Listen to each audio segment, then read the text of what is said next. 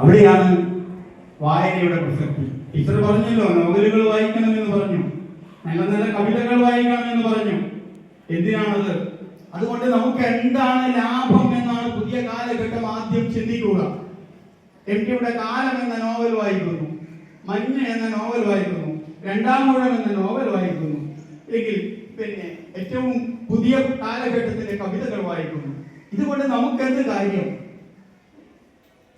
വൈജ്ഞാനിക വിസ്ഫോടനത്തിന്റെ പുതിയ കാലഘട്ടത്തില് യഥാർത്ഥത്തില് വൈകാരികത നഷ്ടപ്പെട്ടുകൊണ്ടിരിക്കുന്ന ഒരു കാലഘട്ടത്തില് മനുഷ്യന് നഷ്ടപ്പെട്ടുകൊണ്ടേയിരിക്കുന്ന ഈ വൈകാരികതയെ തിരിച്ചു പിടിക്കുവാൻ, ഈ മാനവികതയെ തിരിച്ചു പിടിക്കുവാൻ ഒറ്റ കാര്യത്തിനെ സാധിക്കുകയുള്ളൂ. അത് കലയ്ക്ക് മാത്രമാണ്, സാഹിത്യത്തിന് മാത്രമാണ്. ആ കലയെയും സാഹിത്യത്തെയുമാണ് നമ്മൾ ഇന്നൊരു പക്ഷേ മാറ്റി നിർത്തുകയും ചെയ്യുന്നത്. കലയും സാഹിത്യവും ചേർത്ത് പിടിച്ചുകൊണ്ട് നഷ്ടപ്പെട്ടു പോകുന്ന മനുഷ്യന്റെ മനുഷ്യത്വവും സ്നേഹവും ആർദ്രതയും നന്മയും സഹജീവികളോടുള്ള കാരുണ്യവും ഒക്കെ മനുഷ്യനെ സൃഷ്ടിക്കുന്നതാണ്.